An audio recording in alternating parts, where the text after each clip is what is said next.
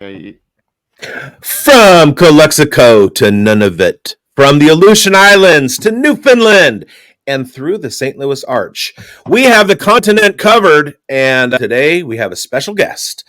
He is our partner in crime from Player Profiler News Desk, Jonny Tooma. What's up? A headache. It might be a tumor. It's not a tumor. It's not a tumor at all. What do you... Jonny Tooma.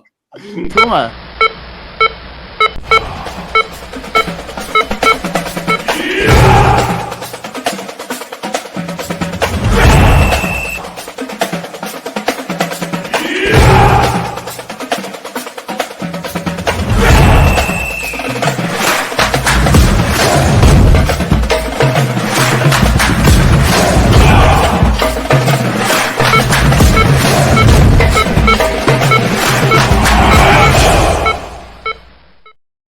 All right, boys, we are in the building. What do we got? What do we got today, Grindberg? What are we doing? What are we doing? It is a Thursday, and we have nothing better to do on a Thursday evening but talk about football. And what about myths? Myths about fantasy football. Yeah. We're gonna bust some myths. We're gonna do some myths busting tonight. Or confirm them. Yeah, exactly. We might confirm something. We will confirm a lot of things tonight. And Jonny Tooma, tell us where you can find everything that you do. What are you all about? Jonny, what are you all about? We're on the Player Profiler News Desk. Go to playerprofiler.com/news. You will see these pretty faces a lot. You can also find me on X at FF Academy Jonny, JONNY. And yeah, man, I'm super excited to be on here. I think this is a pretty good idea. We've got some really interesting myths. I think it's going to be a little spicy because I see them and I'm like, wait, I feel like that. I believe that myth. I want to see if you can bust some of these bad boys. Hey, are you going to sweep the leg? What are you talking about? Get him a body bag. Yeah. Sweep the leg, Jonny. What is that, Karate Kid? Yeah. Yes, Jonny. Sweep the leg, Jonny. That's a classic I haven't seen. Get him a body bag. Yeah. We should have had 10 Jonny clips on here and just filtered them in here. That was a missed opportunity, Biggs. We'll have to get back on that one. Okay, we'll have to figure that one on the next time we get Jonny in here, because there's like Barks, the one with bite, Jonny. Here's Jonny, right? Yeah. There's so many. All right, so we got 10 myths. First myth: Jonny is only spelled with an H. Busted. All right. Let's get into the first myth here. I'll show you what it is.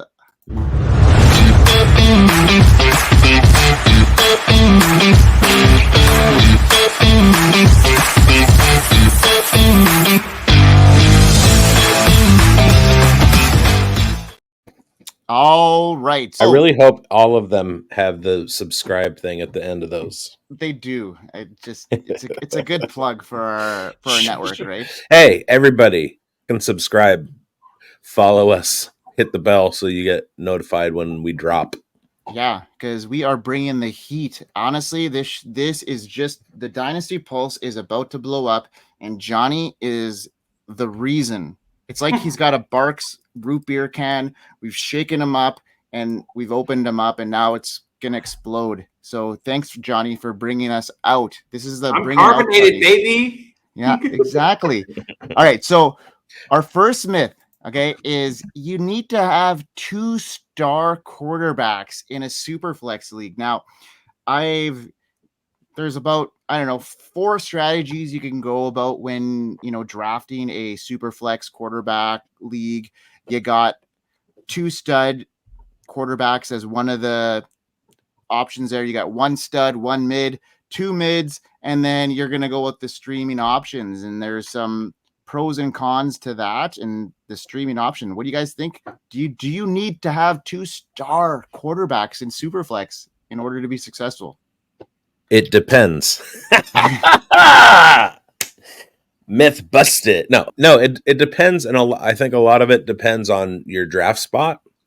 If you're in a Superflex startup and you're drafting from the 10, 11, 12 position, you might find more value at other positions and go with more of a 2 mid kind of strategy.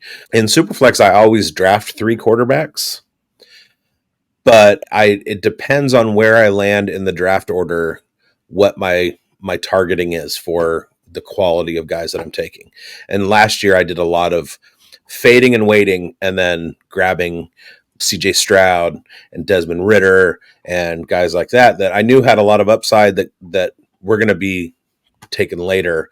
So yeah, I think the idea that you have to take to the top 10 like to start your draft off, I think that doesn't hold water. Yeah, I agree with that because you know what, I it was not the last episode, but the episode that we did, it was our live mock, remember? And we did a Superflex startup. I was in the later spot where Biggs was talking about, and I decided to go. I think I went wide receiver to start, and then by the time it got back to me, and this was it a third round reversal? I don't think it was. It was okay, but even by the time it got back to me after that second round, there was nothing left. There was literally nothing left that I had to go and see a value spot there. It is really tough. People are savvy nowadays. They really are attacking that quarterback spot early. You could get lucky and nab a streaming quarterback later on. It's a strategy that could pan out if you went the year before, like a productive struggle where you held off and you held off and then you stocked up on wide receivers and running backs and tight ends, and you just have a lot of power, but you got to really plan for that. For me, you need to have at least one starting quarterback and a good solid streamer as a mid guy. What about you, Tooma? What do you think? So I agree with everything you guys said. I think great myth number 2. sorry. I just think of startup 100%. You just got to play the cards that you're dealt. But when you inherit an orphan, like I'm thinking of one of the teams I inherited, it had like Jared Goff, who I like, but he actually really hashtag Nevada boys year. And then I had Russell Wilson and Ryan Tannehill, and I just didn't love the QB room when I inherited it. And I knew the rest of my roster was decent, but that I was probably on the outside looking in at some of the others teams. And when you're rebuilding a team or when you inherit a team and you want to make it your own, I'm okay with you saying, hey, I'm going to do this right. I'm going to try and get some quarterbacks who are going to be pillars for my team for years to come. So that would be my only other counterpoint. But I definitely learned along the way last year, guys like Jake Browning and Joe Flacco coming out of nowhere, that was maybe the weirdest year ever, but you were able to stream that position pretty well. So Aiden O'Connell, best quarterback in the AFC West, you know. The problem is, and I'm going to go to my stats. Last season, there were only 14 running backs to average at least 15 fantasy points per game and 18 wide receivers. So you're not really in a position where you can pass on those 18 guys either. But in Superflex, quarterbacks score so many points that if you have a back end guy, you can probably stay afloat if you're stacking up on those 14 or 18 running backs and wide receivers. Yeah, I agree. Like, you don't need 2 elite quarterbacks to stay in Superflex. You just need to have a streaming option that can be in there. Like this year, Baker Mayfield, where did he come out of? He came out of nowhere and was a viable streaming option every week. Where did he finish? Did he finish like QB 13, around that range? Yeah. So you know, that's a elite second option, if you ask me, as a quarterback, and he was streaming a lot of the weeks. There is some wiggle room there. You don't need 2 elite quarterbacks. I would say you need to have an elite quarterback or two streaming quarterbacks that'll get you at least 20 fantasy points a week. Yeah.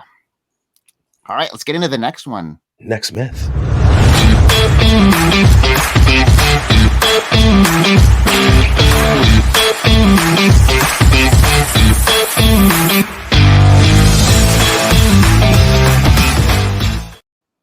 All right, the second myth is you must tear down bad orphan teams. Let's parse that. So you must, meaning that you're limited in your strategizing, tear them down when they're bad. And I think that word bad is doing a lot of the heavy lifting. If you take out that word bad, I don't agree with must tear down orphans. But you throw that bad in there, and I'm not moving off that strategy. Yeah, it's a bad team. It needs to be you need to make moves to improve it. I'm all in with you. There's 2 orphans, the one I just referred to. As you could tell, I definitely said I'm going to make this thing my own. There was another one that had Justin Jefferson and Garrett Wilson as my receivers with the 101, so I could get Bijan and Patrick Mahomes at quarterback. Not going to tear that down. You know what I mean? I'm going to build around what I've been in it when I got. So, but yeah, I'm tearing down bad orphans. Nice. Oh, my phone's at 69%. Perfect. So I inherited an orphan, and I have Hurts, Lawrence, Love, Rodgers, Bust Young at quarterback, Bigsby, Dillon, Travis Etienne, Gibson, Najee, Emmanuel Wilson. And then my wide receivers, De'Ami Brown, Chase Claypool, Romeo Doubs, Michael Gallup, Trey Palmer, Jaden Reed, Calvin Ridley, Wandale, Amon-Ra, Jalen Tolbert, MVS, Garrett Wilson. And my tight ends are Mayer, McBride, Pitts, Hooper, Hunter Henry, Will Disley, Mo Alley Cox. I have the 8th. What is that, a 5-team league? No, actually, this is in a DTC podcast listener league. DTC is the John Bosch, Bob from Fantasy Cares, Russ from Fantasy Cares. Like they're in that league. Bob Gilchrist is in that division. Perfectly cromulent team. I'm looking at going into next season with Hurts and Jordan Love as my 2 starting quarterbacks. And then I have Amon-Ra, and I have the 8th pick in the rookie draft. So I think that team finished just outside the playoff picture.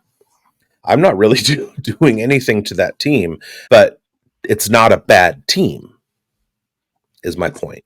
Yeah, the bad orphans are the ones that we're talking about here. And you know what? Sometimes it's the fun of it too. Like you want to tear down a bad orphan. You're not going to tear down a great orphan. Take over an orphan that just won the championship and trade away all the assets. Yeah, to make it yours. Fun. Yeah, because no one's getting rid of good orphans. Really, is that even the thing? I think there's maybe a minute here to be spent on what is the word bad, because I looked at Goff as bad and he ended up being good. And I was low on Christian Watson because I just was, and he didn't. So, bottom line, that rebuild, I have 8 first-round picks because I had good players, but I looked at it as a bad orphan. I do not appreciate your candor. You have raised my ire. Yeah, you're talking about Jared Goff to him that way. How do you use the man's name in such vain? 8 firsts, though. My point is, it's hard to accumulate 8 firsts with an objectively bad team. Yeah. But when I inherited it, I thought it was bad, or long-term build around this team. Wasn't sold on it. Sold off all my aging assets, and then 8 firsts. So I've got Caleb Williams locked up. Yes. I'm in a really weird spot where I've got too much draft capital now. Yeah. Not every orphan needs to be teared down. I think that's the moral of the story. You just got to really assess where you're at and where your draft picks are at. Some of them need to be broken down because you're inheriting a decent team with no draft picks. And when you're doing that, there is some maneuvering that needs to be done for sure. Yeah. All right, let's get into the next one here.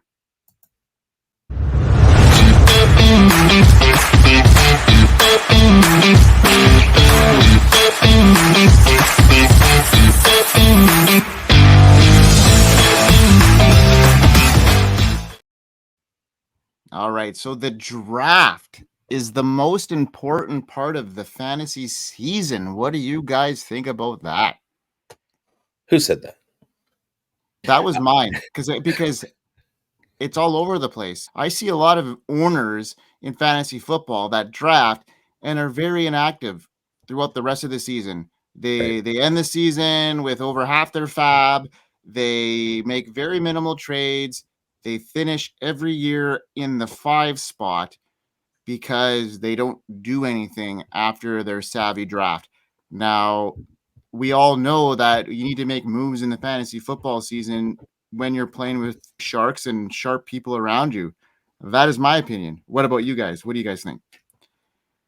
Fantasy playoffs, most important part of the fantasy football season. It's a really cliche answer, but I would say the one valuable thing I can add is it's not right now. I've been doing a lot of rookie study. It's not because I need to right now. Like draft capital is going to be such a big factor and all that. We don't have the whole picture yet. Are the sickos like myself still diving into it because there's nothing better to do?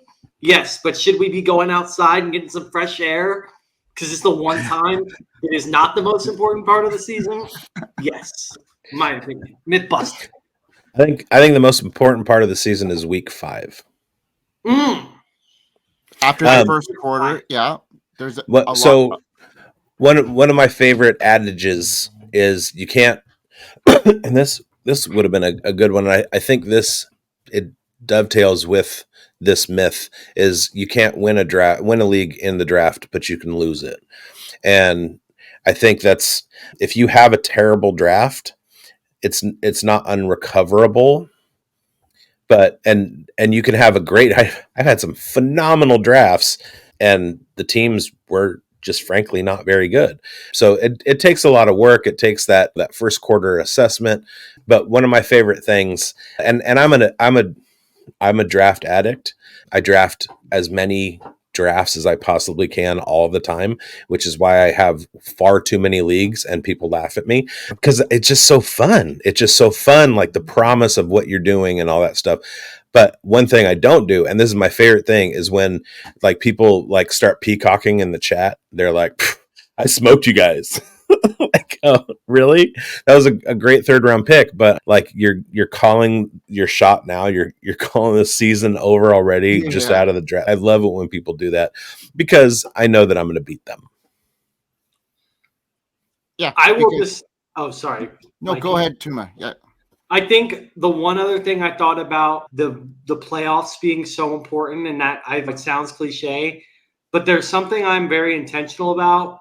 And when I know I've got a team that has a chance, I start looking at week 15, 16, 17 matchups and being hell-bent on who are some of the maybe waiver ads, who's a last-minute trade I can pull off that is going to be in a really good spot in week 15, 16, and 17. Just one more kind of feather for that cap, and that being the most important part of the season and something you can plan around. Yeah. And one big thing here is if you do shit on the draft, it doesn't mean your season is over either. If you notice after that week 5, like Biggs is talking about, there's not, you know what you need to do. You need to be aggressive in the trade market and switch your season around. There was a league this year that I was in, and it was a very prominent league. I ended up drafting, it was a 16-team league, and I looked at my roster at the end of the year, and I had 4 out of 16 players on my roster that I had drafted.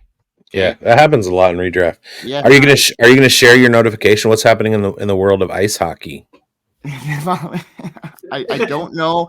It's because my kid is in so many NHL drafts, like I can't keep up with them. And because we share like an ESPN league because he's only 10 years old. And so anytime ESPN goes off, my notification will go off because I have to monitor his screen time and stuff. Yeah, so that's his hockey league. Okay. I have no idea. Because ESPN's not going off in football season, right? You don't hear that notification. And who uses ESPN anyway? Not me. Not me.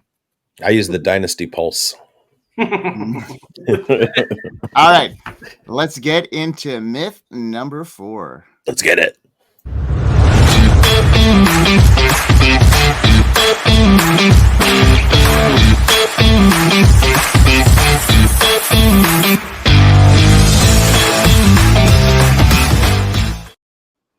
Just love that music, man. You want to start this one off, Tooma?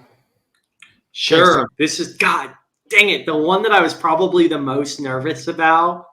And honestly, I want to start the next one because that was one of the ones I was most excited about, but I will do this one. I'm not a believer that zero RB is not a winning strategy. I do think you need good running backs. One of the key things in that is I think we were just talking about this either on the show or pre-show. That it was earlier in the show, so do your homework. But Brandon said there's only 18 or so really good guys, right, at those positions, running back and wide receiver. And what I have learned is that the gap between the top three running backs is often, and then the next rest of the group is greater than the top three wide receivers and then the rest of the wide receivers, right? The third wide receiver will average 20 points and then the fourth will average 19. But for the running backs, the third will average 19 points, then the fourth will average 15. So if you can get those guys that are averaging 19 points, those really top-end running backs, they offer you a positional advantage similar to that Kelsey cheat code. Now, I'm not saying you can't get these guys off waivers, but if you know your guy at running back, Saquon disappointed me, but he's always was so fun to watch as a prospect coming out. Like, he's a guy that I would have wanted to build a team around in terms of what I saw from the eye test. And so I don't care if it's a third overall pick, if it's Keaton Mitchell and his flashes like that you get bought in on. Mike, I know you're a huge Gibbs guy. He's someone I was super excited about as well. Like those kind of guys, I do think there's no problem with going for a top-end running back or someone who you think could be that difference maker. Yeah, you're talking more of like the anchor running back kind of strategy where you need a stud guy, and there's only about 4 or 5 of them nowadays that that are the workhorse kind of style running back, and that's where I think this zero running back strategy can have some value. And I'm gonna ring off some stats for y'all, okay? Let's hear 'em. And this is straight off of Fantasy Pros, okay? So thank them for the data here. Thank you, Fantasy Pros, not a sponsor. Okay. 2023 was the second year in a row that zero RB teams won big on Underdog, with both the regular season prize of $500,000 and the grand prize of $3 million being won by zero RB teams. A year after a zero RB team took down the 2022 regular season prize as well. That's $4.5 million in prize money going to zero RB teams just in one contest over the last 2 years. Add this to the DraftKings Millie Maker, who 2023 team didn't select their first RB till round 5, and that is straight off of the Fantasy Pros website. This could be a winning strategy in the bigger tournaments where you need to make a bigger differential between yourself and somebody else. Maybe in the bigger style tournaments, zero RB is actually a very profitable way of going about doing it, being against the grain. Similar to how the Scott Fishbowl works, you got to have those type of big hits. Zero RB might be the way to go in these larger formats. What do you guys think about that now? I was going to say, especially in best ball. Yeah, Best ball, it's like we should have clarified format, right? Yeah.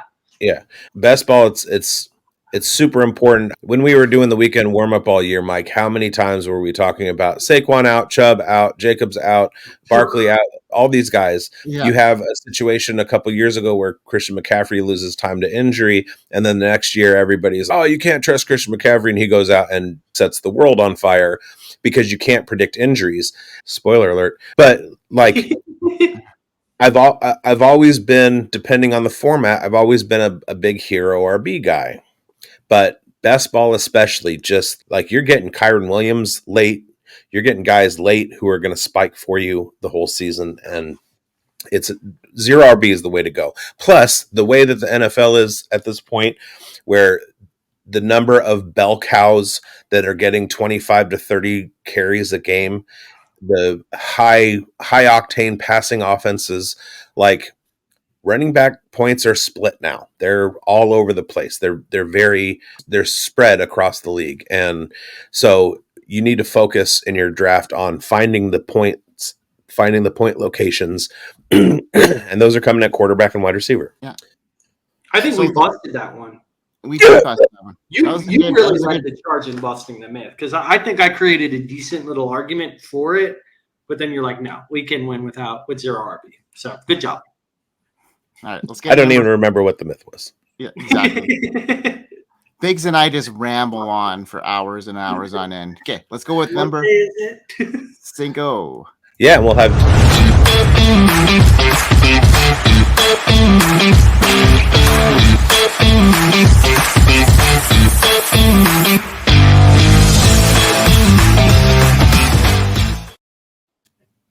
Okay, Tooma, you're up.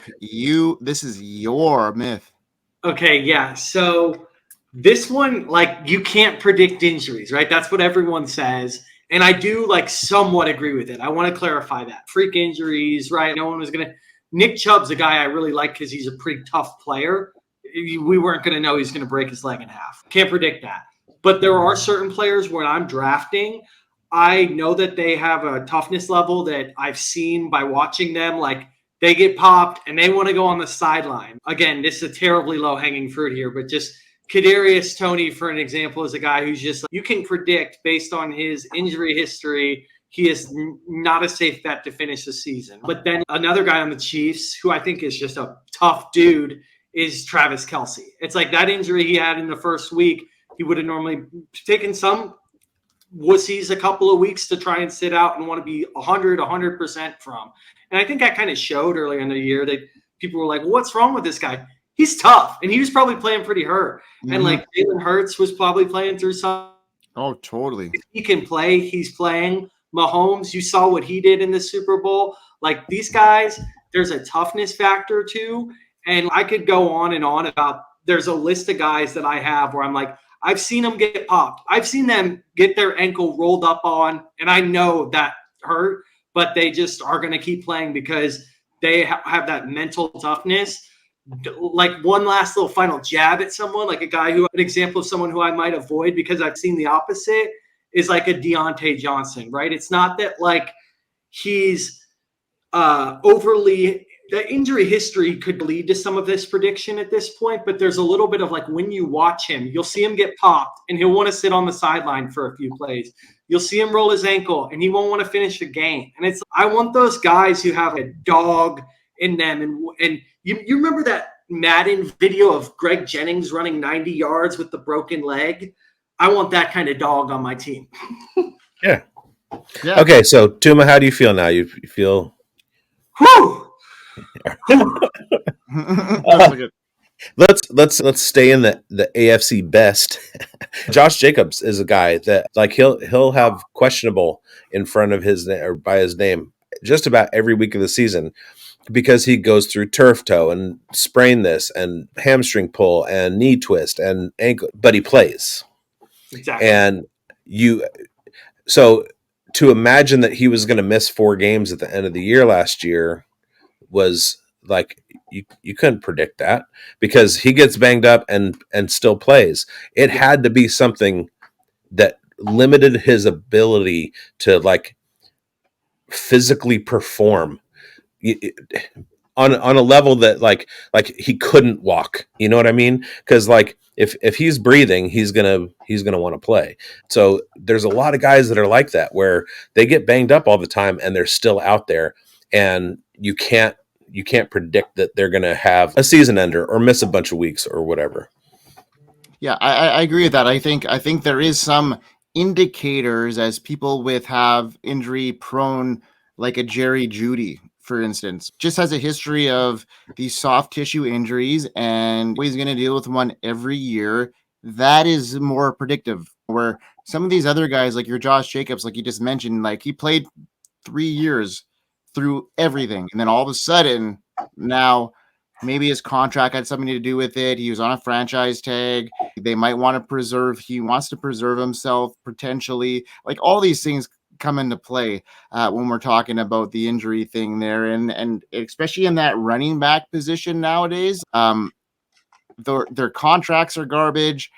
They're fighting for their next big deal, and if they could preserve themselves, they may have an injury there that could potentially linger, if you will, and that's the leverage they have. That's the only leverage they have right now, especially if they're playing on a tag like Jacobs is, and potentially playing next year on one as well. So, like, all these things play into factor, and yeah, there are some injuries that could be predictive as the player status, but yeah, as far as the broad spectrum of it is concerned, it's tough to peg it down for sure. Couple closing thoughts, if you don't mind, because it's actually raised up a couple other things. No, Brendan, please, if you've got, bring it on. I want all the objections. Go ahead. Okay. No. Style of play, something to consider, right? Jacobs is an incredibly physical guy. Those guys who are running into contact instead of avoiding it all year, that can be a little bit of a factor for me sometimes. And like, also, this is.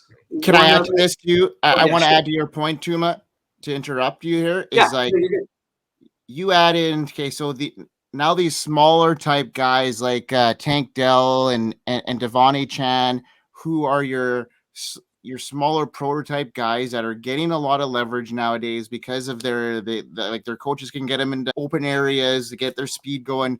But these guys are going to be susceptible to injuries throughout their whole career because of how small they are, regardless of. And I'm going to go ahead and interrupt you both now. So here's a third interruption, and just say Darren Waller.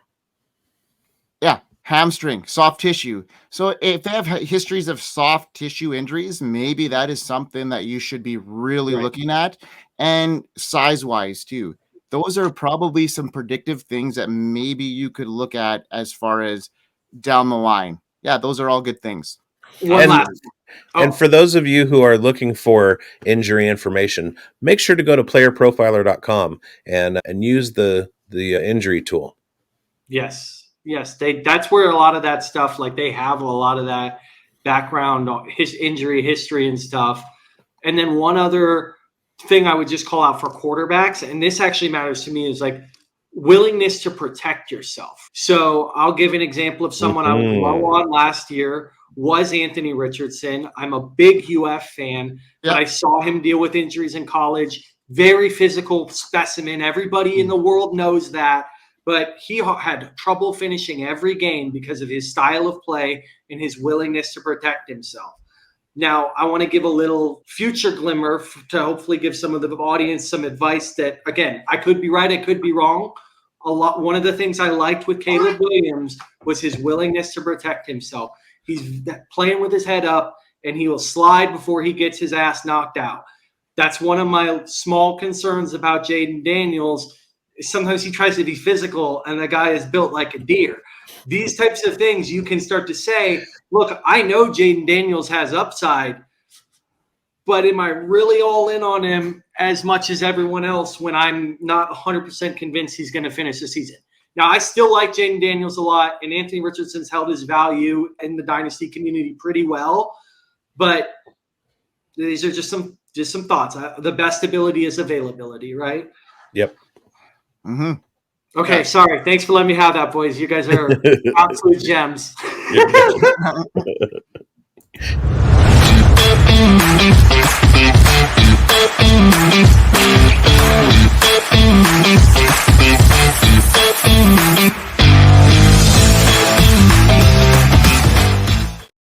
God, how many more of these we have? I'm kidding. All right. The myth of stacks in Dynasty. Now, we've done some mock drafting, Mike and I, and we're doing player profiler mock drafts, and we've done Dynasty Pulse mock drafts, and we just done a lot of post 2023, pre 2024 mock drafting.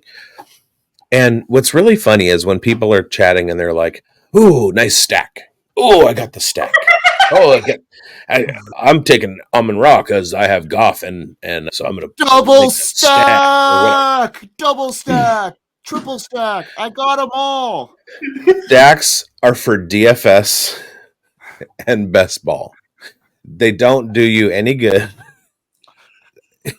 in redraft or dynasty leagues.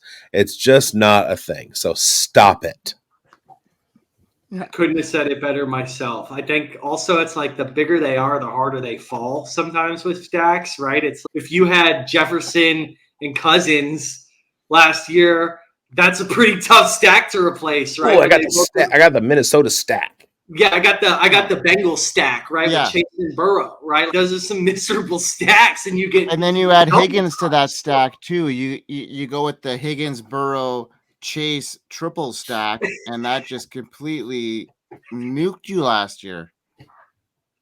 triple Yeah. stack. My favorite stack in 2022 was Mariota, Algier, and Cordell Patterson. Young Wei Koo in the defense of the Falcons stack. Right. All right, let's do the next one.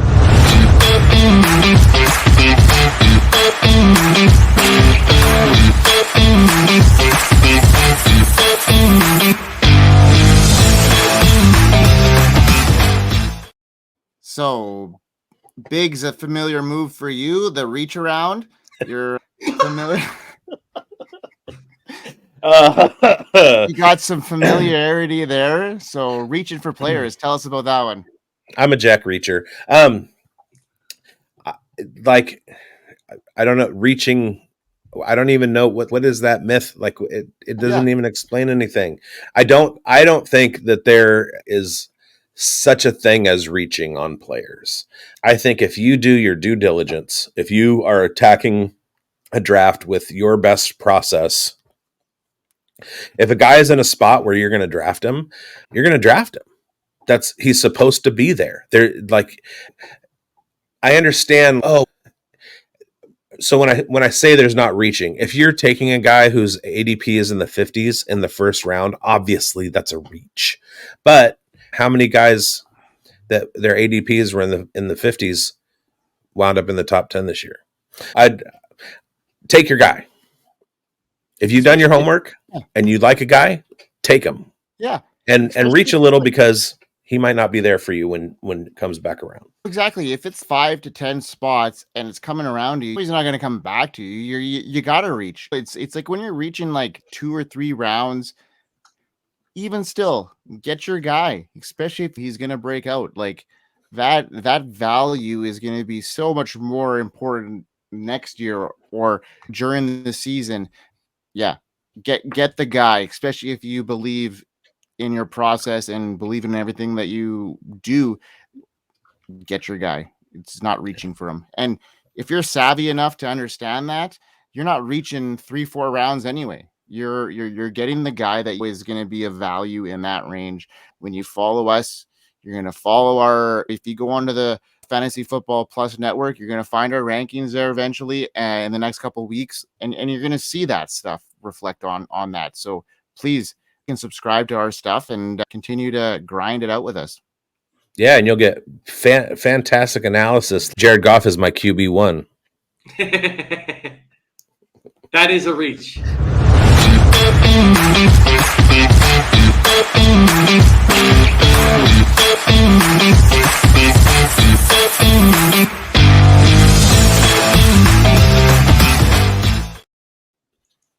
Girls don't play fantasy football.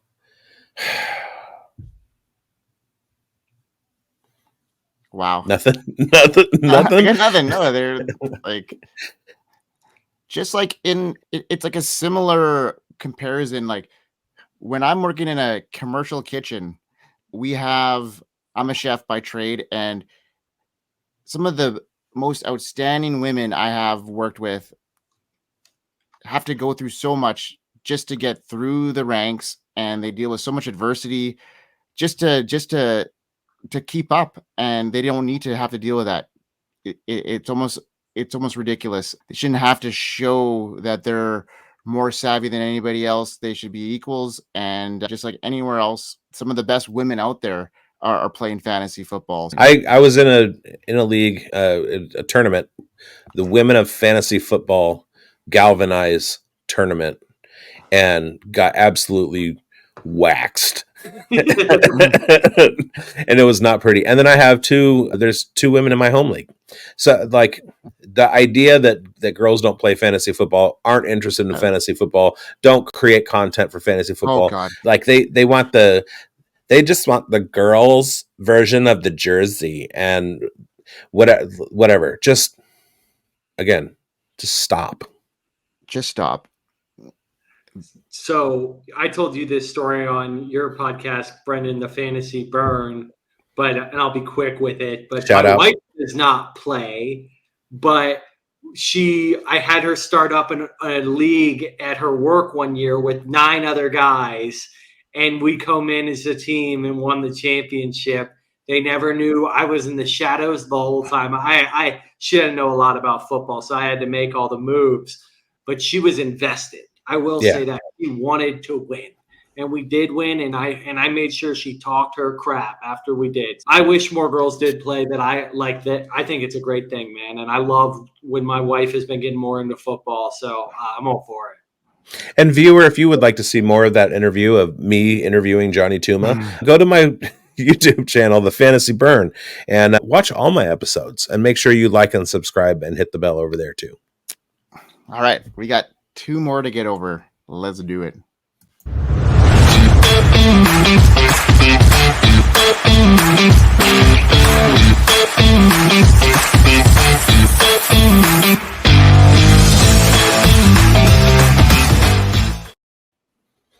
Yeah, you will often hear people say, when it comes to rookies and drafting in Dynasty, always value talent over situation.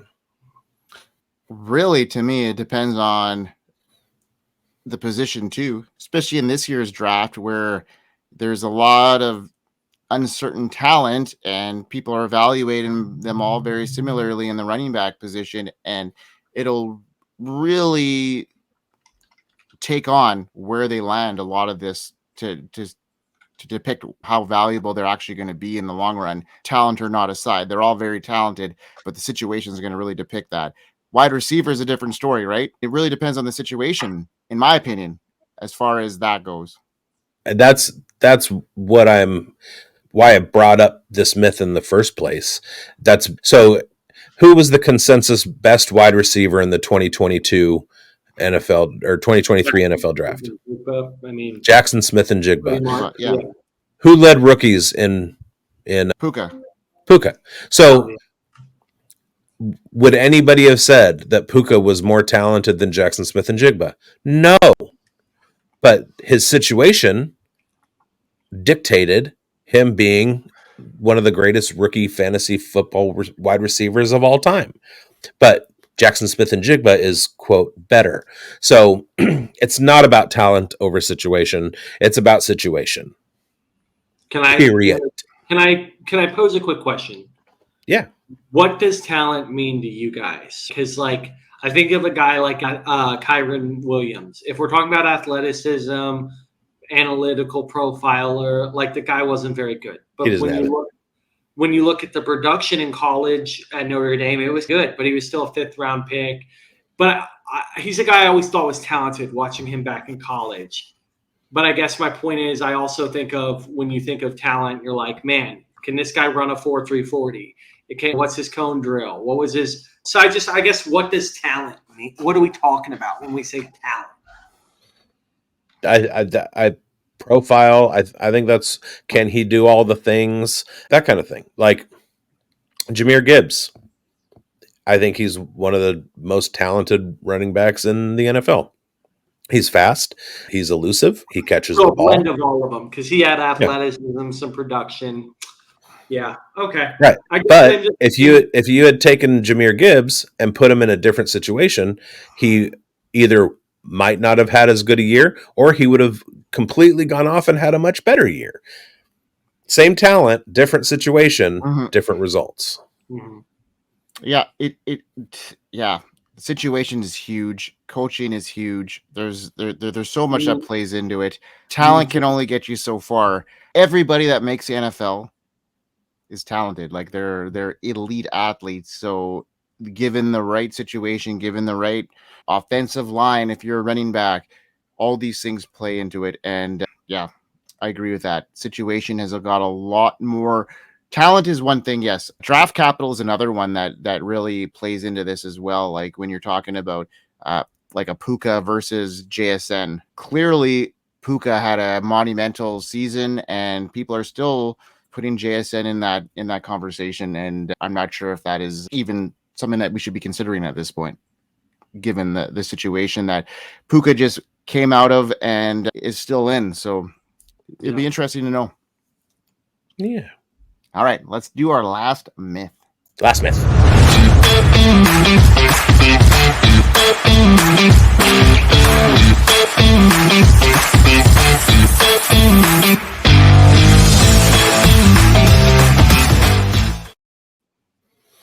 Age wall.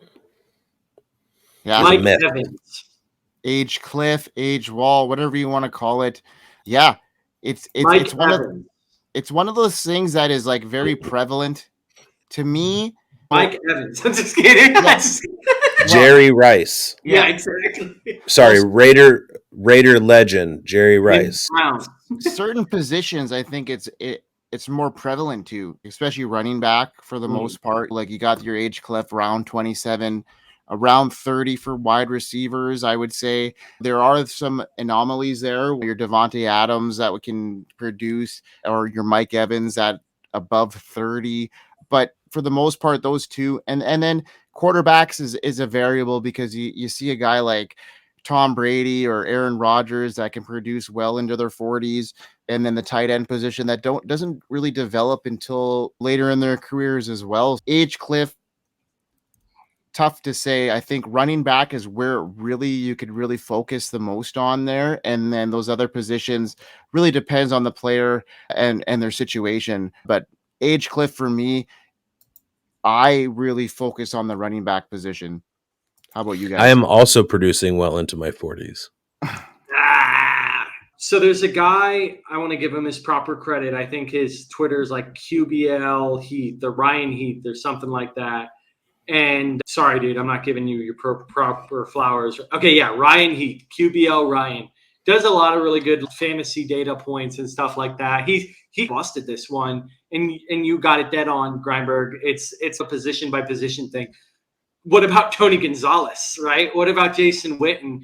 Yeah, Jason Witten at the end of his career, like that last year, basically doesn't count. But those guys at the end of their careers were producing similarly as they were in the beginning, actually, like very, very small dip off. And I think for guys who are just like bona fide Hall of Famers, it just this kind of, they just, some people they does not apply to quite the same. But in general, yeah, he proved that running backs are most productive in like years 2, 3, and 4. And then usually it's about 70% of their best season's production is the height following that. A lot of data back stuff. He took some of the best producers to create that data set. So it's not just all running backs, because the average career is 4 years, right? So even create this in a meaningful way, he had to take like strictly the best players. And so it's a very interesting deep dive that he did. And I left walking away exactly what you were thinking, Greinberg. Okay, running backs, this does apply to. Wide receivers and tight ends, almost not really. But it's case by case with the positions. And it kind of is true and it's not true, depending on the position. What really skews the data is the high performers. They last well, like longer into their age curve. And so like you can have guys who like they come in and they have a productive year or two, and then for whatever reason they kind of like fall off, and that infiltrates the data set. Because these guys are getting hurt and their careers are basically over and they're 26, right? But if you have a guy like, let's bring up the AFC best again, Josh Jacobs. He had his 25 season last year and got hurt and missed games. That was right on calendar, right? But he's an elite producer, so he's probably going to go further than his age 27 season. Austin Eckler, Derrick Henry, all of these guys, like Dalvin Cook, they all blew past their age 27 cutoff. The guys who are good tend to do that, and the guys who are not good tend to fall off right when you think they will. These elite players that have been elite their whole career will probably not have a cliff as severe. Like, look at Christian McCaffrey right now. He's 27. He's turning 28 right away. He's still going to be valued as the RB1 next year and is a top 5 dynasty. Like, until he tells me that he's not a Hall of Famer, but he's probably a Hall of Famer. So like, he's almost 28, right? Yeah. Like, he's almost 28. So that says that cliff, he's a year past it, and he was the RB1 this year. So that is right there. Clear. Depends on the position, depends on the elite talent. These guys that keep themselves in tip-top shape, do all the things that are right, they're elite, and they're going to stay elite as long as they can. Travis Kelce is no exception to that rule. So these guys that can come in and keep their bodies the way they are and understand what they need to do to perform, that's what's happening. Yeah. I think we can sum up this entire show by saying, depends. A headache. It might be a tumor. It's not a tumor. It's not a tumor at all. That's so good. Man, thank you.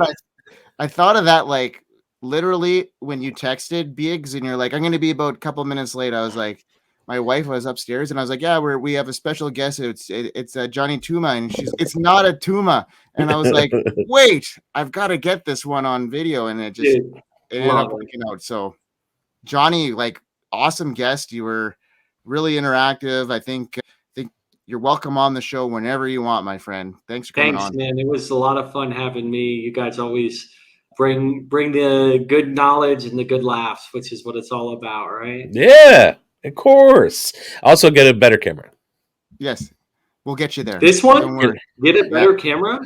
You were frozen almost the entire show. No. We'll get you a Wi-Fi booster and a camera, and we're gonna be solid, buddy. Dude, I think it's because I went for full high definition when I should have just went for high definition. Oh, maybe.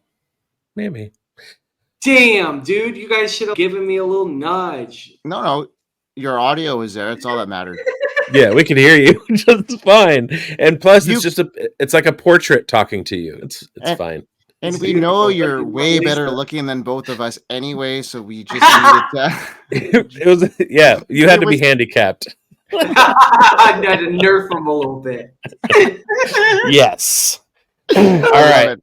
All you guys, thanks for watching. Subscribe, comment, hit the bell. Comment. Look, I ask this every week. Write some stuff in the comments. Yeah. Give us some stuff to talk to you about. Put your takes were trash. Yeah, put your soul in there and let us come back at you next week and be like, no, you're wrong, or whatever. But thank you, everybody, and I hope you win.